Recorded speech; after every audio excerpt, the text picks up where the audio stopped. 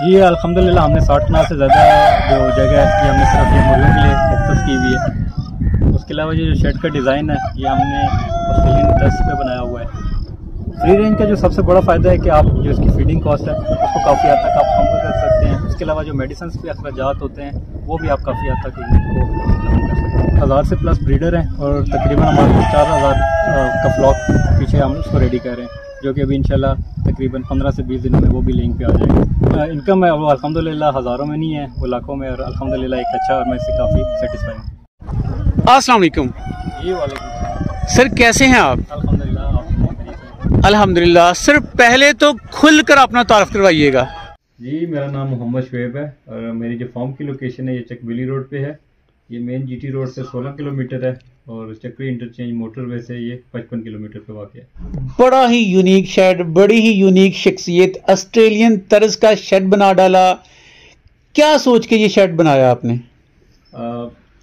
Basically हमने सबसे पहले लोग देखते हैं कि कामयाब लोगों की स्टडी करते हैं, तो हम जब पोल्ट्री के बिज़नेस में आए तो हमने सोचा कि क्यों ना नाकाम लोगों, जो लोग नाकाम हुए हैं उनके ऊपर थोड़ी सी स्टडी की जाए।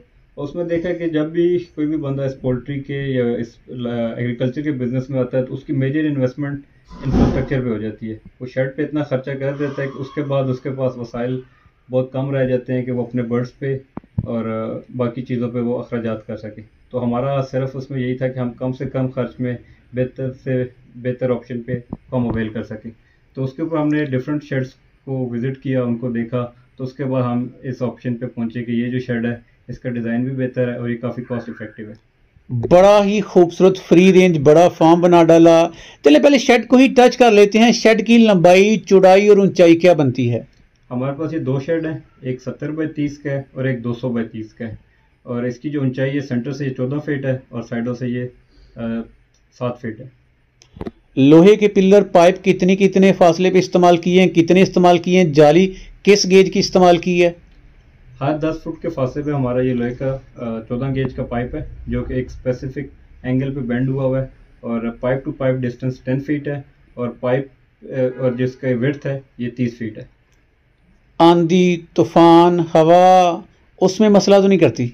जो इस शेड का सबसे बड़ा फीचर यही है कि एरोडायनेमिक है। आप इसकी साइडों से शेप देख सकते हैं, ये कर्व्स में है।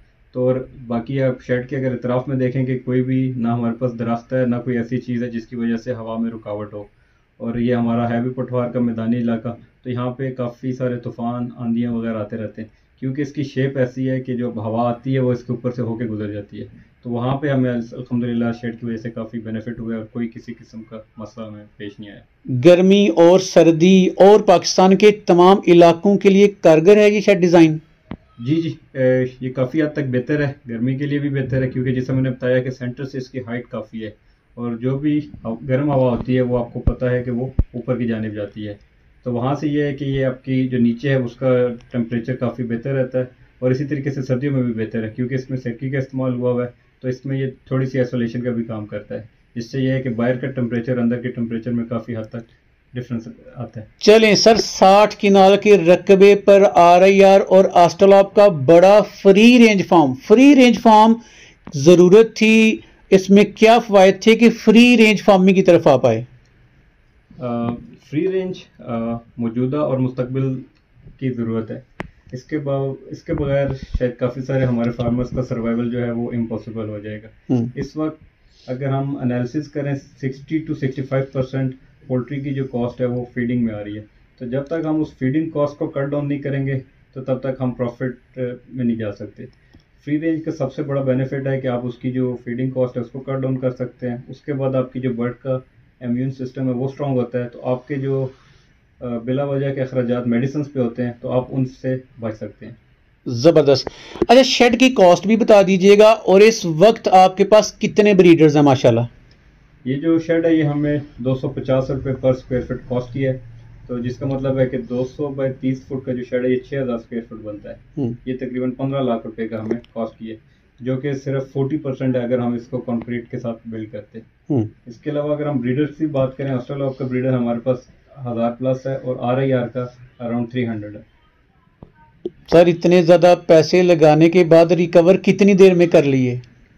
अल्हम्दुलिल्लाह हमारा जो वर्किंग जो ऑपरेटिंग कॉस्ट थी वो तो हमने तकरीबन 4 से 6 महीनों में कवर कर ली, लेकिन जो हमारी कैपिटल इन्वेस्टमेंट हुई हुई है उसके लिए तकरीबन हम एक्सपेक्ट कर रहे हैं 1.5 ईयर में हम वो हमारी जो कैपिटल इन्वेस्टमेंट है वो भी हम इंशाल्लाह रिकवर कर लेंगे। चलें सर, छुपाइएगा ना, शर्माइएगा ना, खुल के बताइएगा कि आप इतने ब्रीडर से माहाना माशाल्लाह कितनी अर्निंग कर रहे हैं। कोई मैं एग्जैक्ट फिगर तो आपको नहीं दे सकता, लेकिन अल्हम्दुलिल्लाह अच्छी अर्निंग हो जाती है, अच्छे तरीके से गुजारा हो रहा है। अच्छा, फ्री रेंज फार्मिंग में क्या इनके लिए कोई चारा जात काश्त करना पड़ते हैं? इनकी रूटीन मतलब क्या बनती है दिन भर की? जी बिल्कुल, अगर आप फ्री रेंज में आप सिंपल अगर ये सोच रहे हैं कि अगर हम मुर्गियों की खुली जगह दे रहे हैं तो इनसे हम शायद हमारा ये जो फ्री रेंज का मकसद है कि आप इसको कुदरती तौर पे ग़िज़ाइयत से भरपूर खुराक दें। अब उसमें क्या है कि मुर्गी को अब प्रोटीन कंटेंट ज़्यादा चाहिए होते हैं, तो आप ऐसी चीज़ें काश्त करें जिनमें प्रोटीन कंटेंट अच्छा है। इसमें सबसे बेहतर आपका अल्फ़ाल्फ़ा या जिसे लूसन कहते हैं, लूसन में बड़ा अच्छा प्रोटीन कंटेंट है। अब हमने इसके जो शेड के तरफ में जो नज़दीक में हमने पालक, क्योंकि पालक आयरन का बड़ा अच्छा सोर्स है, और उसके साथ अल्फ़ा वो हमने काश्त किया हुआ है। तो वो ये, और उसके अलावा जो हमारे पास बाकी तकरीबन 35 से 40 कनाल जगह रह जाती है उसमें हमने डिफरेंट तरह के ग्रेन्स काश्त किए हुए हैं, जो कि हम हार्वेस्ट करके बतौर फीड इनके लिए लेटर ऑन हम यूज़ करेंगे। सर, फ्री रेंज में एग प्रोडक्शन पे कोई फ़र्क पड़ता है? या आप बताइए कि आपने ब्लैक ऑस्ट्रेलोप और RIR से मैक्सिमम कितनी प्रोडक्शन ली? मेरे ख्याल में बिल्कुल फ़र्क पड़ता है, लेकिन ये जो फ़र्क है ये पॉजिटिव वे में पड़ता है। इसकी एक प्रोडक्शन भी हमारे पास बहुत अच्छी है, उसके अलावा हमें कोई एडिशनल कैल्शियम का सोर्स नहीं देना पड़ा। जिसका एग शेल था उसका कलर, उसकी मजबूती वो काफ़ी बेहतर हुई है। उसके अलावा मैक्सिमम प्रोडक्शन हमने 84 to 85% ली है ऑस्ट्रेलोप और RIR से। अच्छा, क्वालिटी होगी तो लोग आएंगे सर, लेकिन मैं देख रहा हूं कि फ्री रेंज फार्मिंग में आपने RIR और ऑस्ट्रेलोप को मिक्स छोड़ा है, क्या ये नुकसान नहीं देगी आपको? जी जी बिल्कुल, ये जो भी आपको फ्लॉक फिश मिक्स नज़र आ रहे हैं ये तमाम हमारे अल्टरनेट फ्लॉक्स हैं जिनकी अभी एज 3 से 4 माह है। और जैसे ही हमारा मुर्गा क्रॉसिंग पे आता है या जो हमारी बर्ड्स हैं वो लेइंग के करीब होते हैं तो उससे 15 से 20 दिन पहले हम इनको सेपरेट कर देते हैं। अब आपने हमारे ब्रीडर सेक्शन देखा होगा, अब उसमें कोई किसी किस्म का ऑस्ट्रेलोप RIR का आपस में कोई कॉन्टैक्ट नहीं है, क्योंकि ये छोटे फ्लॉक्स होते हैं और इनको हमने बाहर खुला छोड़ना होता है। और जब तक ये छोटे हैं तो तब तक आप अगर इन्हें आप इकट्ठा रखते हैं तो उसमें कोई मुज़ायका नहीं है। सर, पाकिस्तानी मार्केट में बड़े जोर से प्रोपेगेंडा किया जा रहा है कि ब्लैक ऑस्ट्रेलोप और RIR आखिरी सांसें ले रही हैं, ये फार्मिंग तो डूब रही है, और आपने इतनी बड़ी फार्मिंग करके एक मिसाल कायम कर दी। क्या फ्यूचर देख रहे हैं आप? नहीं सर, अभी तो इसका मेरा ख्याल है कि प्रॉपर तरीके से आगाज़ भी नहीं हुआ। अब हमारे इलाके में देखा जाए, मेरा नहीं ख्याल कि 100 किलो के रेडियस में मुझे कोई भी और इसको ऑस्ट्रेलोप या RIR का फार्मर नज़र आता हो। अभी तो लोगों तक इसकी जो ब्रीड है वो तो पहुंची नहीं है, अभी तो लोगों को आहिस्ता आहिस्ता इसका इंट्रोडक्शन होने लग पड़ा है। और मैं तो बड़ा पुरुमीद हूँ और इस बात पे मुकम्मल यकीन है कि ये ब्रीड इंशाल्लाह पाकिस्तान का मुस्तकबिल है और इसने काफ़ी आगे जाना है। अब मसला ये है कि सिर्फ हम लोग ये एक ब्रीड को डिफेंड नहीं कर रहे, ये ब्रीड अपने आप को खुद डिफेंड कर रही है। अब जो इसके करेक्टरिस्टिक्स हैं वो मौजूदा दौर में किसी और ये जो पाकिस्तान में अल्टरनेट ब्रीड्स अवेलेबल हैं उनमें नहीं है। इसका FCR, इसकी एग प्रोडक्शन, इसका मीट, इसका टेस्ट, इसकी इम्यूनिटी, ये सारी जो चीज़ें हैं ये इसको एक बेस्ट ब्रीड बनाती है। ब्लैक ऑस्ट्रेलोप बेहतर है या गोल्डन मिस्री बेहतर है? क्योंकि ये भी बड़ी बहस की जाती है कि ब्लैक ऑस्ट्रेलोप महंगी डालने से बेहतर है बंदा गोल्डन मिस्री देसी मुर्गियों का काम कर ले। आप दोनों का मुवाजना कैसे करते हैं? जब हम इसको कहते हैं कि जी महंगी है, महंगी इसका सिर्फ डे ओल्ड चूज़ा है। अगर आप पहले दिन पे दोनों की कॉस्ट का डिफरेंस निकाल लें तो 30 से 40 रुपये पर चूज़ा है। ठीक। और अगर आप जितनी मेहनत आप उसके ऊपर टाइम सर्व करते हैं और 4 से 6 महीने के बाद आपकी जो मुर्गी है जो उससे आपने रिटर्न एक्सपेक्ट कर रहे हैं वो शायद सैकड़ों में भी नहीं, हज़ारों में होगा। उसके अलावा जो आपकी गोल्डन मिस्री, आप उससे 1 से 2 सीज़न तक सिर्फ अंडा ले सकते हैं, लेकिन ऑस्ट्रेलोप आपके पास 3 साल तक कमर्शियल फिजिबिलिटी उसकी बड़ी अच्छी बनती है, तो वो आप वहाँ पे देखें। फिर उसके अलावा अगर मुर्गे के का हिसाब करें, ऑस्ट्रेलोप का मुर्गा आसानी 3.5 से 4 माह में 1.25 किलो वेट गेन कर सकता है, जबकि अगर गोल्डन मिस्ट्री उतनी ही फीड खा के 1.25 किलो से ज़्यादा का नहीं हो सकता।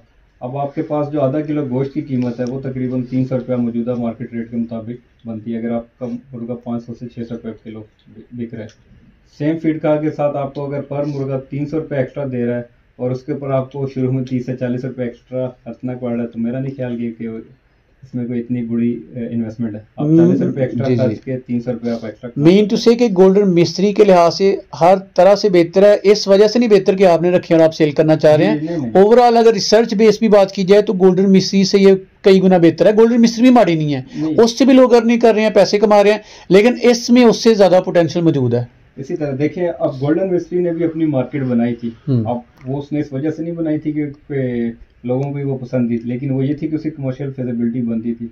देसी मुर्गियां जो हमारे पास शुरू में होती थी वो 60 से 80 अंडे देती थी, तो तभी अंडा काफ़ी नायाब हो गया था। अब लोगों तक अगर हमने अंडा पहुंचाना था तो उसके लिए था कि कोई बेहतर ब्रीड लाई जाए, तो उस वक्त फिर गोल्डन मिस्त्री लाई गई जिसकी एवरेज प्रोडक्शन 160 से 180 अंडे हैं। और जब लोगों ने इसको बड़े खुले दिल से एक्सेप्ट किया क्योंकि उसके अंडे की प्रोडक्शन बेहतर थी।